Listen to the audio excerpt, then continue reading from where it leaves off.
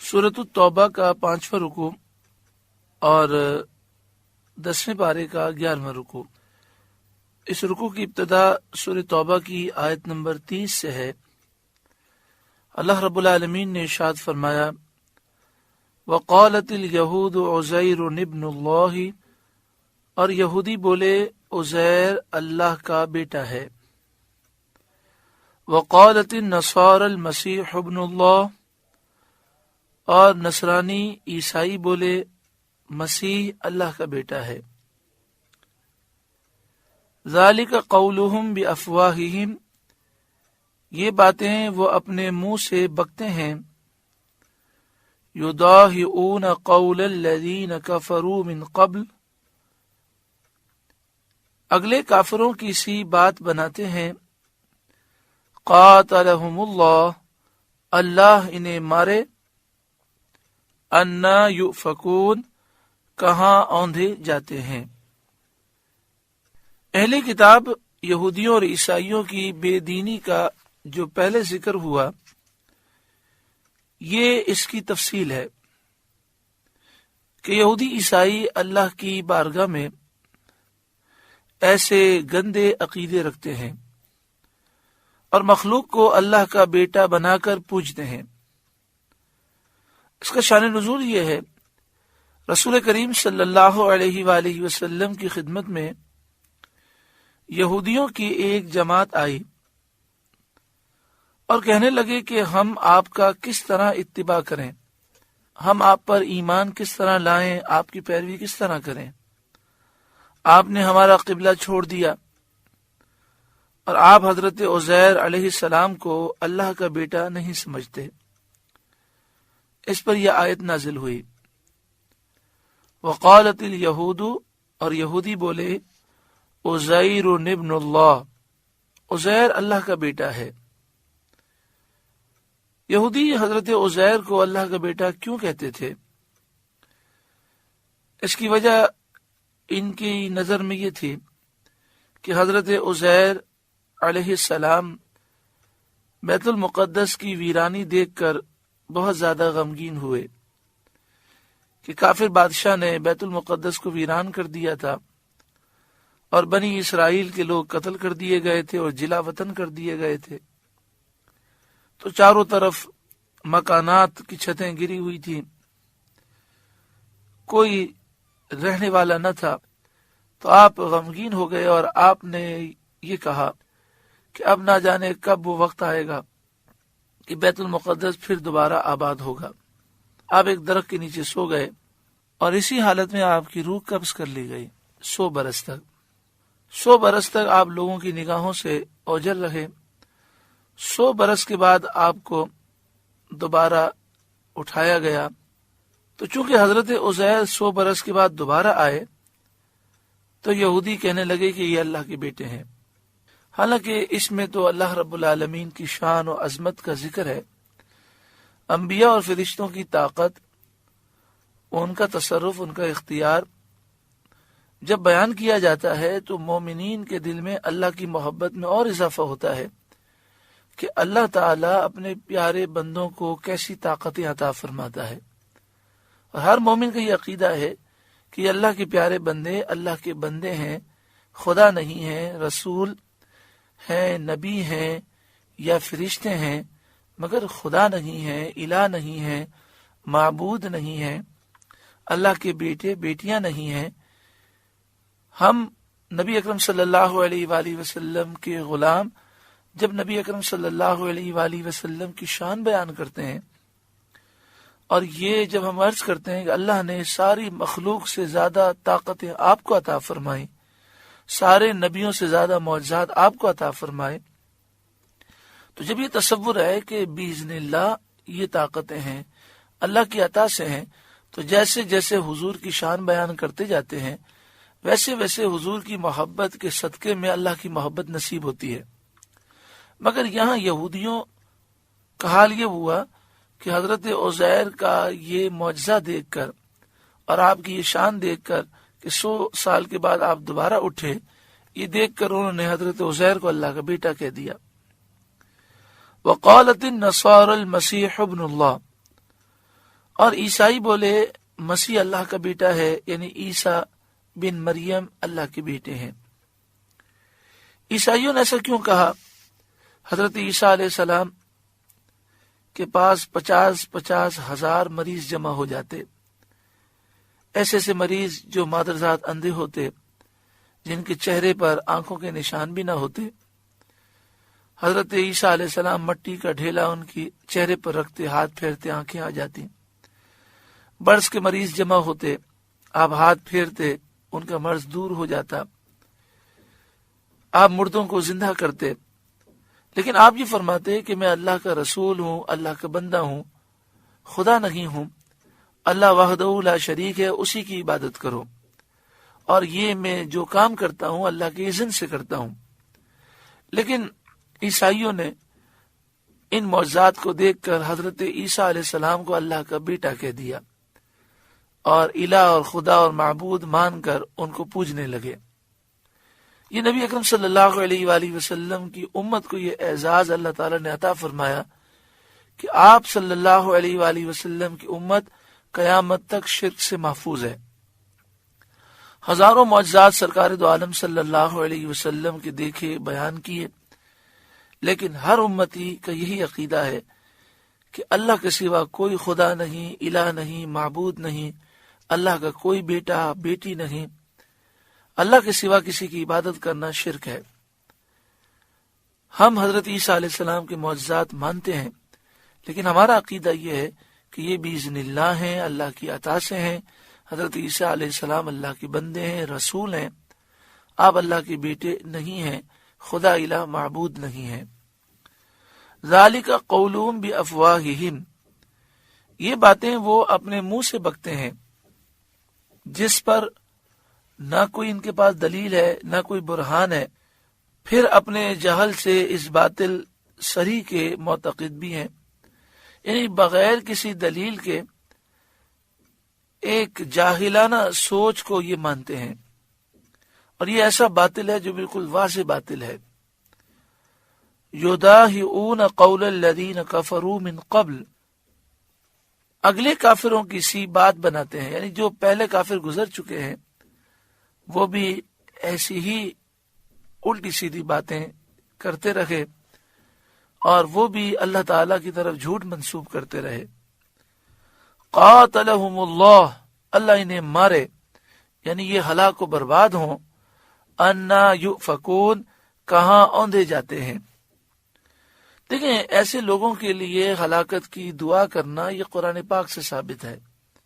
قاتلہم اللہ، اللہ انہیں مارے، یعنی یہ ہلاک و برباد ہوں۔ انا یؤفکون، کہاں اوندھے جاتے ہیں۔ اور اللہ کی وحدانیت پر حجتیں قائم ہونے اور دلیلیں واضح ہونے کے باوجود اس کفر میں مبتلا ہوتے ہیں، کہاں اوندھے جاتے ہیں۔ اتخذوا احبارهم ورهبانهم اربابا من دون اللہ، انہوں نے اپنے پادریوں اور جوگیوں کو اللہ کے سوا خدا بنا لیا۔ یہودیوں نے، عیسائیوں نے اپنے پادریوں کو، جوگیوں کو، جنہیں یہ یہودی عیسائی علماء کہتے ہیں، انہیں اللہ کے مقابلے میں خدا ان لوگوں نے بنا لیا۔ اب یہ کیوں فرمایا گیا کہ یہودی عیسائی اپنے علماء کو خدا سمجھتے ہیں؟ بعض مفسرین نے فرمایا اس کی وجہ یہ ہے کہ یہودی عیسائی اپنے راہبوں کی اور اپنے پادریوں کی پوجا کیا کرتے تھے، انہیں عبادت کا سجدہ کرتے، انہیں پوجتے۔ بعد نے فرمایا کہ یہاں یہ مراد ہے کہ اللہ تعالیٰ کے حکم کو چھوڑ کر یہ ان کے حکم کے پابند ہو گئے، یعنی ایک طرف اللہ کا حکم ہے، ایک طرف ان کے جوگیوں پادریوں کا حکم ہے، تو اللہ کے حکم کو چھوڑ دیں اور جوگیوں اور پادریوں کے حکم کو فوقیت دیں۔ تو اللہ کے حکم پر کسی کے حکم کو فوقیت دینا، یہ اسے خدا بنا لینا ہے۔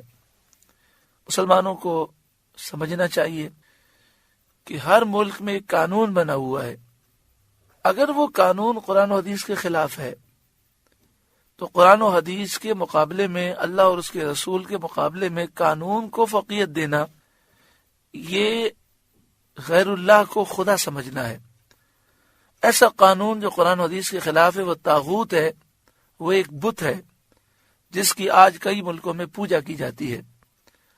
ہم مسلمانوں کے نزدیک قرآن و حدیث کے خلاف قانون کی کوئی حیثیت نہیں۔ والمسیح ابن مریم، اور ان لوگوں نے عیسیٰ بن مریم کو خدا بنا لیا کہ انہیں وہ خدا الہ معبود سمجھتے ہیں۔ ایک عقیدہ ان عیسائیوں کا یہ ہے کہ یہ خود خدا ہیں، کہتے ہیں حضرت عیسیٰ علیہ السلام اللہ ہیں اور یہ آسمان سے اتر آئے پھر دوبارہ آسمان پہ چڑھ گئے۔ ایک عقیدہ ان کا یہ ہے کہ یہ اللہ تو نہیں لیکن اللہ ان میں داخل ہو گیا، حلول اللہ نے کر لیا۔ اور ایک عیسائیوں کا عقیدہ یہ ہے کہ حضرت عیسیٰ علیہ السلام اللہ کے بیٹے ہیں۔ یہ تینوں عقیدے کفریہ ہیں اور شرکیہ ہیں۔ حضرت صدر الافاضل مولانا نعیم الدین مراد آبادی علیہ رحمہ تفسیر خزانہ العرفان میں لکھتے ہیں، ان کی نسبت یہ اعتقاد باطل کیا کہ عیسیٰ علیہ السلام خدا یا خدا کے بیٹے ہیں یا خدا نے ان میں حلول کیا ہے۔ بعض کہتے ہیں یہ اللہ ہیں، بعض کہتے ہیں یہ اللہ کے بیٹے ہیں، اور بعض کہتے ہیں اللہ نے ان میں حلول کیا، اللہ ان کے جسم میں داخل ہو گیا۔ نعوذ باللہ من ذالک۔ وما امروا الا ليعبدوا الها واحدا، اور انہیں حکم نہ تھا مگر یہ کہ ایک اللہ کی عبادت کریں۔ ان کی کتابوں میں یہ بات لکھی ہوئی تھی اور ان کے انبیاء نے بھی یہی کہا کہ صرف ایک اللہ کی عبادت کریں۔ ان کی کتابوں میں یہ بات نہیں لکھی ہوئی کہ اللہ کے سوا کسی اور کی پوجا کریں، اللہ کا کوئی بیٹا ہے، بیٹی ہے، یہ ان کی کتابوں میں یہ درس نہیں ہے، بلکہ آسمانی کتابوں میں اس کا رد ہے۔ اسی طرح نبیوں نے بھی یہ نہیں کہا۔ حضرت عیسیٰ علیہ السلام نے بھی یہی کہا کہ اللہ وحدہ لا شریک کی عبادت کرو، لا الہ الا ہو، اس کے سوا کسی کی بندگی نہیں، سبحانہ عما یشرکون، اسے پاکی ہے ان کے شرک سے، یریدون ان یطفئوا نور اللہ بافواہہم، چاہتے ہیں کہ اللہ کا نور اپنے منہ سے بجھا دیں۔ یریدون، وہ چاہتے ہیں، ان یطفئوا، بجھا دیں، نور اللہ، اللہ کے نور کو، بافواہہم، اپنے منہ سے۔ اللہ کے نور سے کیا مراد ہے؟ تو مفسرین نے فرمایا دین اسلام مراد ہے، سید عالم صلی اللہ علیہ وآلہ وسلم کی نبوت کے دلائل مراد ہیں، قرآن پاک مراد ہے، پیارا آقا صلی اللہ علیہ وآلہ وسلم کی ذات مراد ہے۔ یہ چاہتے ہیں کہ حضور کی ذات کو شہید کر دیں، حضور کی نبوت کے دلائل مٹا دیں، دین اسلام کو مٹا دیں، قرآن کو ختم کر دیں۔ وَيَأْبَى اللَّهُ إِلَّا أَن يُتِمَّ نُورَهُ، اور اللہ نہ مانے گا مگر اپنے نور کا پورا کرنا، یعنی اللہ اپنے نور کو ضرور پورا فرمائے گا، یعنی اللہ اپنے دین کو ضرور غلبہ دے گا۔ نور کا ایک معنی اللہ کا دین ہے جو رسول اللہ صلی اللہ علیہ وسلم لے کر آئے۔ وَلَوْ كَرِهَ الْكَافِرُونَ، پڑے برا مانے کافر، اگرچہ کافروں کو برا لگے، کافر جتنے جلتے رہیں، سڑتے رہیں، اسلام ترقی کرتا ہی رہے گا اور اللہ تعالیٰ اسلام کو عروج عطا فرمائے گا۔ کافر مل کر بھی اسلام کو ختم نہ کر سکیں گے۔ ہاں، مسلمان کبھی غالب ہو جاتے ہیں، کبھی مغلوب ہو جاتے ہیں۔ جب مسلمان اسلام کا دامن مضبوطی سے تھامتے ہیں تو اسلام چونکہ غالب ہے، اس کا دامن مضبوطی سے تھامتے ہیں تو مسلمان بھی غالب ہو جاتے ہیں۔ جب اسلام کو چھوڑتے ہیں اور گناہوں میں پڑ جاتے ہیں تو پھر مسلمان ذلیل و رسوا ہو جاتے ہیں۔ هو الذی ارسل رسولہ بالہدی، وہی ہے جس نے اپنا رسول ہدایت کے ساتھ بھیجا، ودین الحق، اور سچے دین کے ساتھ بھیجا، لیظہرہ علی الدین کلہ، تاکہ اسے سب دینوں پر غالب کرے اور اس کی حجت قوی کرے اور دوسرے دینوں کو اس کے ذریعے منسوخ کرے۔ وَلَوْ كَرِهَ الْمُشْرِكُونَ، پڑے برا مانے مشرک، اگرچہ مشرکوں کو برا لگے، دین اسلام کو اللہ تعالی غالب فرمائے گا۔ چنانچہ الحمدللہ ایسا ہی ہوا، دین اسلام غالب ہوا اور کافر باوجود کوشش کے اسے مٹا نہ سکے، فتوحات کا سلسلہ ہوا، لاکھوں مربع میل کی سلطنت تک مسلمانوں کی فتوحات پھیل گئیں۔ آج بھی 57 یا 61 اسلامی ممالک ہیں، 150 کروڑ سے زائد مسلمان ہیں۔ اللہ تعالیٰ نے مسلمانوں کو بے شمار نعمتوں سے مالا مال فرمایا ہے۔ اگر آج بھی مسلمان اسلام کا دامن تھام لیں، پوری دنیا میں وہ غالب آ جائیں۔ حضرت ضحاک کا قول ہے، یہ حضرت عیسیٰ علیہ السلام کے نزول کے وقت ظاہر ہوگا، جب عیسیٰ علیہ السلام نازل ہوں گے اور دین اسلام کی تبلیغ کریں گے، قرآن کا درس دیں گے، تو پھر اسلام غالب آ جائے گا۔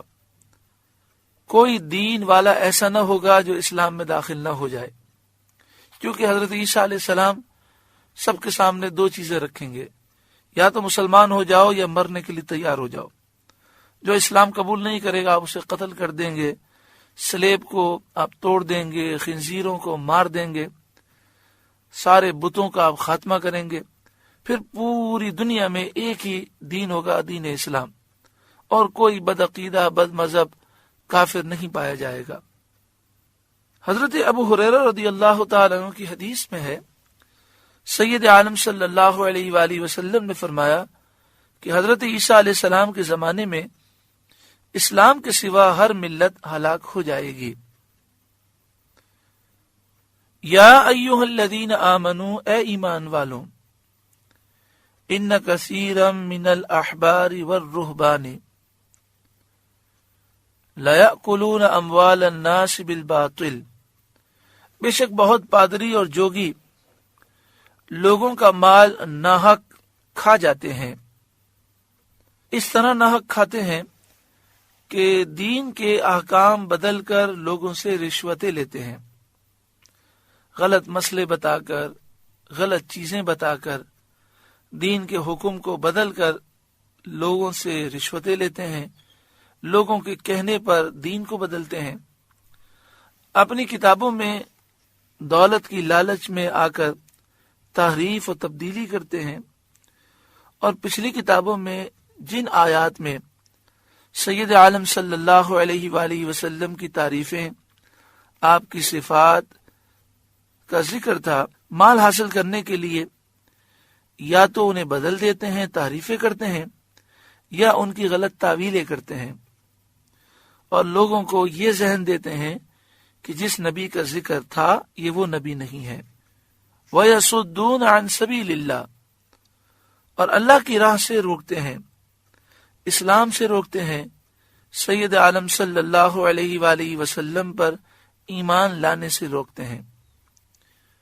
اس آیت کریمہ میں یہ بیان ہوا کہ یہودی اور عیسائیوں کے علماء، پادری اور جوگی حرام خور ہیں، حرام مال کھاتے ہیں، رشوتیں لیتے ہیں، اور دین اسلام سے، سید عالم صلی اللہ علیہ وآلہ وسلم پر ایمان لانے سے روکتے ہیں۔ والذین یکنزون الذھب والفضة، اور وہ لوگ جو جمع کرتے ہیں سونے کو اور چاندی کو، یکنزون خزانہ رکھتے ہیں، جمع کرتے ہیں، جوڑ کر رکھتے ہیں، الذھب سونا، الفضة چاندی، ولا ينفقونها فی سبیل اللہ، اور سونے اور چاندی کو اللہ کی راہ میں خرچ نہیں کرتے، یعنی کنجوسی کرتے ہیں، بخل کرتے ہیں، مال کے حقوق ادا نہیں کرتے، زکوٰۃ نہیں دیتے۔ بعض مفسرین فرماتے ہیں کہ یہ آیت ان لوگوں کے رد میں ہے جو زکوٰۃ کے منکر ہیں۔ مانعین زکوٰۃ کے لیے یہ آیت نازل ہوئی جب اللہ تعالی نے یہودیوں اور عیسائیوں کے پادریوں اور جوگیوں کی مذمت فرمائی اور فرمایا وہ مال کی لالچ، ہوس، ہرس میں مبتلا ہیں، تو مسلمانوں کو مال جمع کرنے اور اس کے حقوق ادا نہ کرنے پر تنبیہ کی گئی۔ حضرت عبداللہ بن عمر رضی اللہ تعالی عنہما سے روایت ہے، جس مال کی زکوٰۃ دی گئی وہ کنز نہیں ہے، چاہے وہ دفینہ ہی ہو، اور جس کی زکوٰۃ نہ دی گئی وہ کنز ہے۔ یعنی یہاں پر یہ فرمایا گیا کہ جو لوگ سونے اور چاندی کا کنز جمع کرتے ہیں ان کی مذمت کی گئی۔ تو حضرت عبداللہ بن عمر فرماتے ہیں کہ جس مال کی زکوٰۃ دے دی گئی وہ اس حکم میں داخل نہیں، اور جس مال کی زکوٰۃ نہ دی گئی وہ اس حکم میں داخل ہے، جس کا ذکر قرآن پاک میں ہوا کہ اس کے مالک کو اس سے داغ دیا جائے گا۔ فبشرہم، انہیں خوشخبری سناؤ، بعذاب علیم، دردناک عذاب کی۔ یوم یحمی علیہا فی نار جہنم، جس دن وہ تپایا جائے گا جہنم کی آگ میں۔ فتکوی بہا جباہہم وجنوبہم وظہورہم، پھر اس سے داغیں گے ان کی پیشانیاں اور کروٹیں اور پیٹھیں۔ جباہہم پیشانیاں، جنوبہم ان کی کروٹیں، اور ظہور یہ ظہر کی جمع ہے جس کے معنی پیٹھ ہے۔ ھذا ما کنزتم لانفسکم، کہا جائے گا یہ ہے وہ جو تم نے اپنے لیے جوڑ کر رکھا تھا۔ فذوقوا ما کنتم تکنزون، اب چکھو مزہ اس جوڑنے کا۔ یہاں پر یہ واضح حکم دیا گیا کہ جو لوگ مال جمع کرتے ہیں اور زکوٰۃ نہیں دیتے ان کے لیے یہ خزانہ وبال ہوگا۔ بعض صحابہ کرام کا یہ نظریہ ہے کہ مال جمع کرنا ہی منع ہے، جس میں حضرت ابو ذر غفاری رضی اللہ تعالی عنہ بھی شامل ہیں۔ آپ کا نظریہ یہ تھا کہ مال جمع کرنا ہی گناہ ہے، صرف اتنا مال رکھیں جو ہماری ضرورت کا ہے، اس کے علاوہ سب اللہ کی راہ میں دینا فرض ہے۔ لیکن اکثر صحابہ کرام کا نظریہ یہ ہے کہ یہ حکم ابتدائی اسلام میں تھا، کہ شروع میں یہ حکم تھا کہ جو ضرورت کا سامان ہے، جو آج کے دن کی کھانے کی ضرورت ہے وہ آپ رکھیں، باقی سب اللہ کی راہ میں دے دیں، یہ پہلے فرض تھا۔ پھر اللہ تعالیٰ نے زکوٰۃ کے احکام نازل فرمائے۔ اب ہم سونا چاندی جمع کر سکتے ہیں، لیکن جو اس کے حقوق ہیں وہ ادا کرنا لازمی ہے۔ سال گزر جائے تو 2.5% مال، 40واں حصہ جو 2.5% بنتا ہے وہ اللہ کی راہ میں دینا ضروری ہے۔ اسی کے متعلق حضرت عبداللہ بن عمر رضی اللہ تعالی عنہما اشارہ دے رہے ہیں کہ جس مال کی زکوٰۃ دی گئی وہ کنز نہیں، چاہے وہ مال زمین میں دفن کر دیا گیا ہو اور اسے جمع کر دیا گیا ہو، یعنی اس کی مذمت نہیں ہے، اور جس کی زکوٰۃ نہ دی گئی ہو وہ کنز ہے، یعنی وہ پھر مال ہمارے لیے وبال ہے۔ رسول کریم صلی اللہ علیہ وآلہ وسلم سے صحابہ کرام نے عرض کیا، سونے چاندی کا تو یہ حال معلوم ہوا، پھر کون سا مال بہتر ہے جس کو جمع کیا جائے؟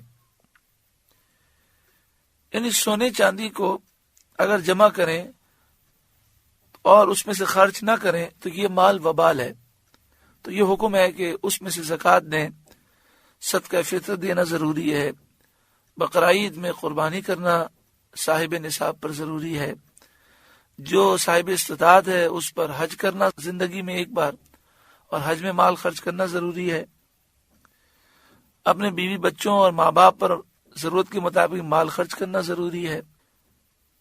تو صحابہ نے پوچھا کہ پھر کون سا مال بہتر ہے جس کو جمع کیا جائے؟ تو پیارا آقا صلی اللہ علیہ وآلہ وسلم نے فرمایا، ذکر کرنے والی زبان اور شکر کرنے والا دل، اور نیک بیوی جو ایماندار کی اس کے ایمان پر مدد کرے، یعنی پرہیزگار ہو کہ اس کی صحبت سے عبادت اور فرما برداری کا شوق بڑھے۔ رواہ ترمذی، امام ترمذی نے اس کو روایت فرمایا۔ یعنی ذکر کرنے والی زبان، اللہ ایسی زبان ہمیں عطا فرمائے۔ شکر کرنے والا دل، ہر وقت دل میں یہ خیال ہو کہ میرے رب نے مجھے بہت نوازا ہے، دل ہر وقت اللہ تعالیٰ کی یاد میں اور شکر میں ہو۔ اور نیک بیوی جو نیک صالح ہو، پھر آقا صلی اللہ علیہ وآلہ وسلم نے فرمایا جو ایماندار کی اس کے ایمان پر مدد کرے، یعنی پرہیزگار ہو کہ اس کی صحبت سے عبادت کا اور اللہ کی فرما برداری کا شوق اور بڑھ جائے۔ مسئلہ یہ بیان کیا گیا کہ مال کا جمع کرنا جائز ہے، یہ مذموم نہیں ہے، مگر ضروری ہے کہ اس کے حقوق واجبہ ادا کیے جائیں۔ یعنی انسان مال جمع کرے اور کنجوس نہ بنے، زکوٰۃ دے، صدقہ فطر دے، قربانی کا موقع ہے تو قربانی کرے، حج فرض ہے تو حج کرے، اپنے ماں باپ کی خدمت کرے، اپنے بیوی بچوں کی ضروریات میں خرچ کرے، اپنے دیگر رشتہ داروں کی مدد کرے، اپنے پڑوسیوں کا خیال کرے، اور اپنی ذات پر بھی ضرورت کے مطابق خرچ کرے اور فضول خرچی نہ کرے۔ حضرت عبد الرحمن بن عوف رضی اللہ تعالیٰ عنہ اور حضرت طلحہ رضی اللہ تعالیٰ عنہ اور کئی صحابہ، مالدار صحابہ کرام تھے، جو اصحاب مال جمع کرنے سے نفرت رکھتے تھے وہ بھی ان پر اعتراض نہ کرتے تھے۔ یہاں پہ فرمایا کہ جہنم کی آگ میں مال کو تپایا جائے گا تو حرارت کی شدت سے وہ مال سفید ہو جائے گا۔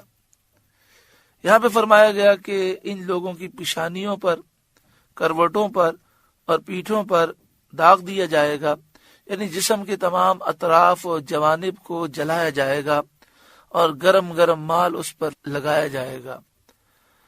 کون سی آگ سے گرم کیا جائے گا؟ جہنم کی آگ سے، جو دنیا کی آگ سے 70 گنا سے زائد گرم ہے۔ اللہ رب العالمین ہر ایک کو زکوٰۃ دینے کی توفیق عطا فرمائے۔ زکوٰۃ کے متعلق چند ضروری مسائل سماعت کر لیں۔ خواتین کے پاس اگر سونا ہے تو خواتین پر لازم ہے کہ وہ اپنے سونے کی زکوٰۃ دیں۔ اگر ان کے والد، ان کے بھائی، ان کے شوہر، ان کے بیٹے زکوٰۃ دے دیں ان کی اجازت سے تو حرج نہیں ہے، لیکن یہ یاد رکھیے گا کہ ان پر واجب نہیں ہے، واجب عورتوں پر ہے۔ اب عورتیں کہتی ہیں کہ ہمارے پاس سونا ہے، ہم کمانے کہاں جاتے ہیں؟ تو یاد رکھیں کہ کمانے کا مسئلہ نہیں ہے۔ اگر سونا چاندی اتنی مقدار پر ہے کہ جس سے زکوٰۃ واجب ہو جاتی ہے، فرض ہو جاتی ہے، تو سونے کی زکوٰۃ سونے سے دی جائے، چاندی کی زکوٰۃ چاندی سے دی جائے۔ مثلا 2.5% سونا اللہ کی راہ میں دے دیا جائے، 2.5% چاندی اللہ کی راہ میں دے دی جائے۔ تو پھر عورتیں یہ سوال کرتی ہیں کہ اس طرح تو مال ہمارا کم ہو جائے گا، تو ان کا جواب یہ ہے کہ یہ سوچ غلط ہے۔ قرآن مجید فرقان حمید کی آیات اور احادیث طیبہ سے ثابت ہے کہ اللہ کی راہ میں مال خرچ کرنے سے کم نہیں ہوتا، بڑھتا ہے، اور ایک کے بدلے میں اللہ 10 گنا بلکہ اس سے بھی زیادہ عطا فرماتا ہے۔ تو یہ تصور کیوں پیدا ہوتا ہے کہ اللہ کی راہ میں مال خرچ کرنے سے مال کم ہو جائے گا؟ دوسری بات یہ کہ جو لوگ زکوٰۃ دیتے ہیں وہ یہ مسئلہ سمجھ لیں کہ زکوٰۃ 3 مالوں پر ہے۔ نمبر 1 سونا چاندی، اور جو چیز سونا چاندی کے حکم میں ہے، جسے کہتے ہیں ثمن اصلی اور ثمن اصطلاحی۔ سونا چاندی، روپے، پیسے، ڈالر، پاؤنڈ، ریال، بانڈ، یہ سب سونا چاندی کے حکم میں ہے، ان پر زکوٰۃ فرض ہوتی ہے۔ دوسرا مال تجارت، جس چیز کو خریدا اس نیت سے کہ بیچ کر نفع کماؤں گا، وہ مال تجارت ہے، چاہے وہ مٹی ہو چاہے وہ پتھر ہو۔ جس چیز کو خریدا اس نیت سے کہ اس چیز کو بیچوں گا اور نفع کماؤں گا، وہ مال تجارت ہے۔ اور تیسری وہ جانور کہ جنہیں انسان خریدے اور سال کے اکثر حصے میں وہ فری کے جنگلات میں چریں، انہیں کھانا کھلانے کا خرچہ نہ ہو، تو انہیں سائمہ کہتے ہیں۔ ان کی ایک مخصوص تعداد پر زکوٰۃ واجب ہوتی ہے۔ اول تو ایسے جانور پائے نہیں جاتے، اگر پائے جائیں جیسے فارم ہاؤس میں جانور لیے جاتے ہیں تو فری کے جنگلات میں نہیں چرتے، بلکہ پالنے والا پورے سال انہیں کھلاتا ہے اور اس پہ خرچہ کرتا ہے، تو ان پر اس لحاظ سے تو زکوٰۃ نہیں۔ لیکن جانور جب خریدے بیچنے کے لیے، جس طرح فارم ہاؤس میں خریدے جاتے ہیں، جانور خرید لیتے ہیں پھر بقرعید میں بیچ دیتے ہیں، تو پھر اب وہ جانور مال تجارت ہو گئے اور ان کی زکوٰۃ دینی ہوگی۔ جب زکوٰۃ دینے لگیں، سال پورا ہو جائے اور زکوٰۃ دینے لگیں، تو جو موجودہ قیمت ہے اس کے مطابق زکوٰۃ دینی ہوگی۔ مثلا 4 دکانیں خریدیں بیچنے کے لیے، 4 پلاٹ خریدے بیچنے کے لیے، جب خریدے اس کی ٹوٹل مالیت 1 کروڑ روپے تھی، لیکن سال گزرنے کے بعد اب مالیت اس کی 2 کروڑ ہو گئی ہے، تو جو موجودہ مالیت ہے اس کے حساب سے زکوٰۃ کا حساب کرنا ہوگا۔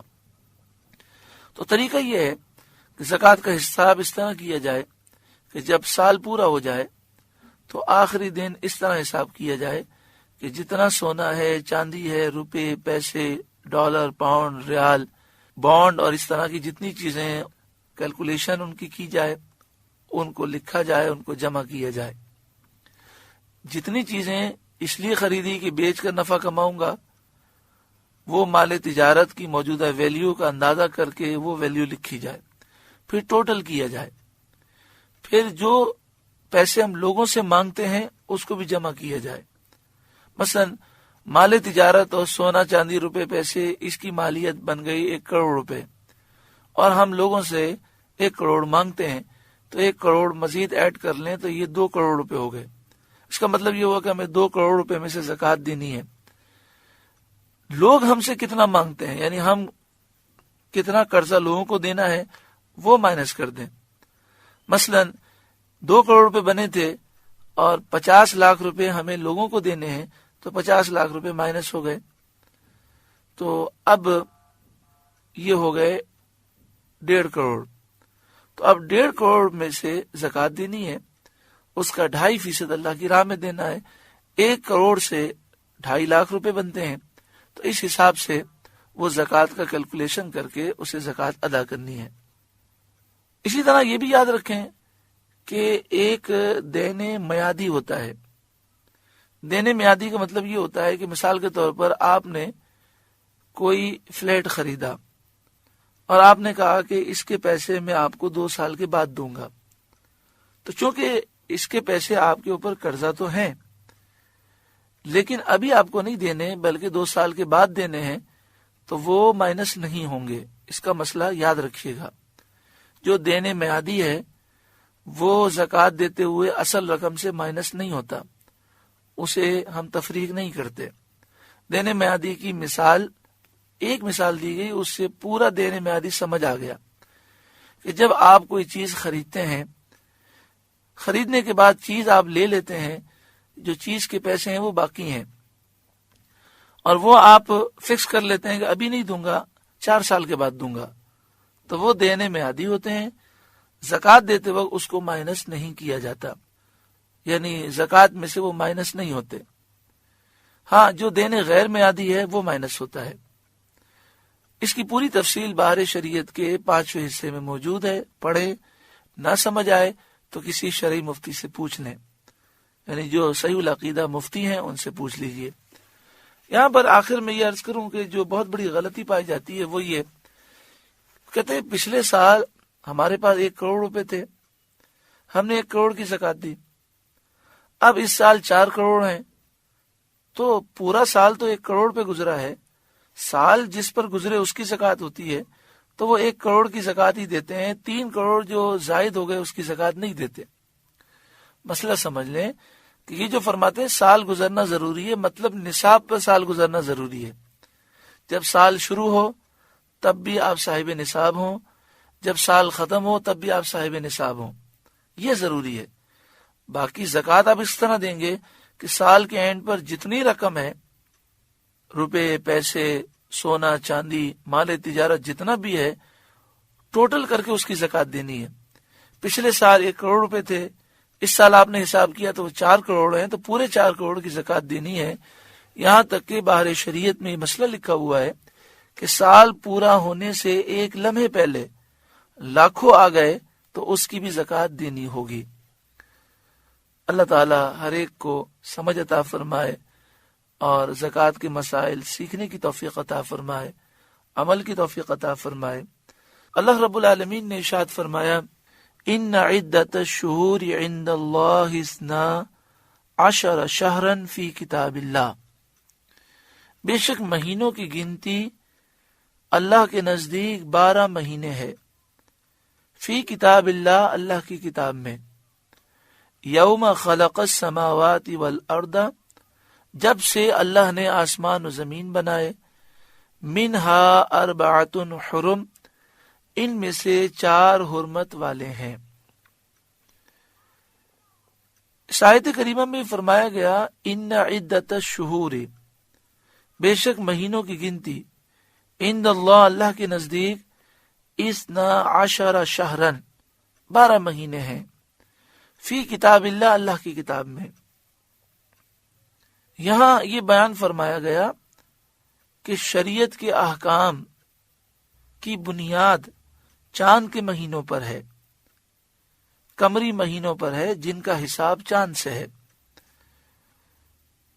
اللہ کے نزدیک مہینوں کی گنتی 12 مہینے ہیں. فی کتاب اللہ، اللہ کی کتاب میں. یہاں اللہ کی کتاب سے لوح محفوظ مراد ہے، قرآن پاک مراد ہے، اور وہ حکم مراد ہے جو اس نے اپنے بندوں پر لازم کیا.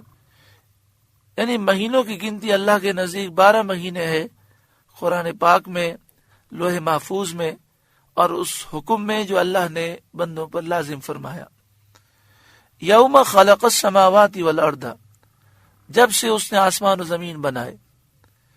منہا، ان میں سے، یعنی ان 12 مہینوں میں سے 4 حرم، 4 مہینے حرمت والے ہیں. 3 مہینے تو ایک ساتھ ہیں، ذوالقعدہ، ذوالحجہ، محرم. یہ وہ مہینے ہیں کہ جن میں حاجی حج کے لیے جاتے ہیں اور حج سے واپس آتے ہیں. ذوالقعدہ کو ذی قعدہ بھی پڑھا جاتا ہے، ذوالحجہ کو ذی الحجہ بھی کہا جاتا ہے. اور ایک مہینہ ان تینوں سے جدا ہے، وہ رجب کا مہینہ ہے. چونکہ زمانی جاہلیت میں چاروں طرف جنگ ہوتی تھی اور دشمن ایک دوسرے پر حملہ کرتے تھے اور ہر وقت لڑائی کا ماحول رہتا تھا، لیکن یہ 4 مہینوں میں امن رہتا تھا. باپ کا قاتل بھی سامنے آ جائے تو کوئی اس پر حملہ نہیں کرتا تھا. وہ کہتا تھا کہ محرم، رجب، ذی قعدہ، ذی الحجہ و محرم، یہ 4 مہینے یہ حرمت والے مہینے ہیں. پھر اہل مکہ نے یہ سوچا کہ لوگ حج کے لیے آتے ہیں، ساتھ میں عمرہ بھی کر لیتے ہیں، تو ہماری آمدنی کا کوئی دوسرا ذریعہ پورے سال نہیں ہوتا. تو انہوں نے یہ مشہور کر دیا کہ حج کے ساتھ عمرہ نہیں ہو سکتا. تو لوگ ذی قعدہ، ذی الحجہ، محرم میں حج کے لیے آتے، پھر حج سے واپس جاتے، پھر دوسرے کسی مہینے میں انہیں عمرے کے لیے آنا پڑتا. تو چونکہ پورے سال جنگ رہتی تھی، صرف رجب کا ایک مہینہ تھا ان 3 مہینوں کے علاوہ جس میں امن تھا، تو پھر لوگ رجب میں عمرہ کرنے کے لیے آنے لگے. پھر کفار مکہ میں اور عرب میں یہ مشہور ہو گیا کہ عمرہ ذی قعدہ، ذی الحجہ، محرم میں نہیں ہو سکتا. نبی اکرم صلی اللہ علیہ وآلہ وسلم سن 6 ہجری میں ذی قعدہ کے مہینے میں مدینہ شریف سے 1400 صحابہ کرام کو لے کر عمرے کے لیے جب روانہ ہوئے اور حدیبیہ کے مقام پر آپ کو روک دیا گیا، تو کافروں نے یہی سوال کیا کہ ذی قعدہ، ذی الحجہ و محرم میں تو عمرہ ہو نہیں سکتا، تو آپ کہہ رہے ہیں میں عمرے کے لیے آیا ہوں. ہمیں لگتا یہ ہے کہ آپ کہہ تو رہے ہیں ہمیں عمرہ کرنا ہے، لیکن آپ ہم سے جنگ کرنے آئے ہیں. عرب لوگ زمانے جاہلیت میں بھی ان مہینوں کی تعظیم کرتے تھے اور ان میں جنگ کو حرام جانتے تھے. اسلام میں ان مہینوں کی حرمت اور عظمت اور زیادہ کی گئی. تو میں کر رہا تھا کہ رجب کا مہینہ ایک جب کفار نے یہ مشہور کیا کہ حج کے ساتھ عمرہ نہیں ہو سکتا، عمرے کے لیے الگ آؤ تاکہ ان کی آمدنی میں اضافہ ہو۔ تو اب لوگوں نے سوچا کہ ذی قعدہ، ذی الحجہ، محرم کے علاوہ پورے سال تو امن رہتا نہیں ہے، صرف ایک رجب کا مہینہ ہے، تو لوگ رجب میں ہی عمرے کے لیے آتے تھے، اور پھر رجب عمرے کا مہینہ مشہور ہو گیا۔ اگلی شب فرمایا ذالک الدین القیم، یہ سیدھا دین ہے، فلا تظلموا فیہن انفسکم، تو ان مہینوں میں اپنی جان پر ظلم نہ کرو، یعنی گناہ نہ کرو، نافرمانی نہ کرو۔ ان مہینوں کی تعظیم کا تقاضا یہ ہے کہ پورے سال جو نیکیاں کرتے ہو ان سے زیادہ ان مہینوں میں نیکیاں کرو۔ وَقَاتِلُوا الْمُشْرِكِينَ كَافَّةً كَمَا يُقَاتِلُونَكُمْ كَافَّةً، اور مشرکوں سے ہر وقت لڑو جیسا وہ تم سے ہر وقت لڑتے ہیں۔ یعنی پہلے ان 4 مہینوں میں جہاد کرنا منع کیا گیا تھا، لیکن اس آیت کریمہ میں اجازت دے دی گئی کہ جہاد عبادت ہے، انسان اپنی ذات کے لیے جہاد نہیں کرتا، وہ اللہ کے دین کو بلند کرنے کے لیے کرتا ہے۔ تو لہذا ہے مسلمانوں، رجب میں، ذی قعدہ، ذی الحجہ، محرم میں بھی جہاد کر سکتے ہو۔ وَاعْلَمُوا، اور خوب جان لو، ان اللہ مع المتقین، بے شک اللہ پرہیزگاروں کے ساتھ ہے، یعنی اللہ ان کی مدد فرماتا ہے، اللہ ان کی نصرت فرماتا ہے۔ اگلی آیت کریمہ کو سمجھنے سے پہلے کچھ وضاحت ضروری ہے۔ اگلی آیت کریمہ میں ایک لفظ آ رہا ہے نسی، انما النسیء۔ نسی لغت میں وقت کو مؤخر کرنے کو کہتے ہیں، یعنی وقت کو آگے کر دیا جائے، مؤخر کر دیا جائے۔ اور یہاں مراد ہے شہر حرام کی حرمت کا دوسرے مہینے کی طرف ہٹا دینا، یہ مراد ہے۔ زمانے جاہلیت میں عرب کے لوگ ذی قعدہ، ذی الحجہ، محرم، رجب کی حرمت اور عظمت کے قائل تھے۔ اب ہوتا یہ کہ کبھی کبھی لڑائی کا زمانہ جاری ہوتا اور لڑتے لڑتے ذی قعدہ کا مہینہ شروع ہو جاتا یا رجب کا مہینہ شروع ہو جاتا، تو پھر یہ کرتے کہ حرمت والے مہینے جب آ جاتے تو ان کو بہت شاک گزرتا، اس لیے انہوں نے یہ کیا کہ ایک مہینے کی حرمت دوسرے کی طرف ہٹانے لگے۔ مثلا انہیں محرم میں جنگ کرنی ہے تو یہ کہتے تھے کہ محرم اب یہ حرمت والا مہینہ نہیں ہے، حرمت والا مہینہ سفر ہے، تو محرم کو ہی سفر بنا دیتے اور سفر کے مہینے کو محرم کہہ دیتے۔ محرم کی حرمت سفر کی طرف ہٹا کر محرم میں جنگ جاری رکھتے اور بجائے اس کے سفر کو ماہ حرام بنا لیتے، اور جب اس سے بھی تحریم ہٹانے کی حاجت سمجھتے، اب پچھلا سال آتا یا اسی سال انہوں نے سوچا کہ یہ محرم کا مہینہ سفر بن گیا اور سفر کا مہینہ محرم ہو گیا، اس میں اب جنگ نہیں کریں گے۔ اب یہ ہوتا کہ جو اگلا مہینہ آتا جسے انہوں نے محرم کہا تھا اس میں بھی جنگ کی ضرورت پیش آ جاتی، تو وہ اس کی حرمت ربیع الاول میں لے جاتے۔ جب اس سے بھی تحریم ہٹانے کی حاجت سمجھتے تو اس میں بھی جنگ حلال کر لیتے اور ربیع الاول کو ماہ حرام قرار دیتے۔ اس طرح تحریم، مہینے کو حرام قرار دینا، سال کے تمام مہینوں میں گھومتی، اور ان کے اس طرز عمل سے حرمت والے مہینوں کی تخصیص ہی باقی نہ رہی۔ اسی طرح وہ حج کو بھی مختلف مہینوں میں گھماتے پھرتے تھے، مثلا ذی الحجہ کا مہینہ، ذی قعدہ کا مہینہ، یہ حج کا مہینہ ہے۔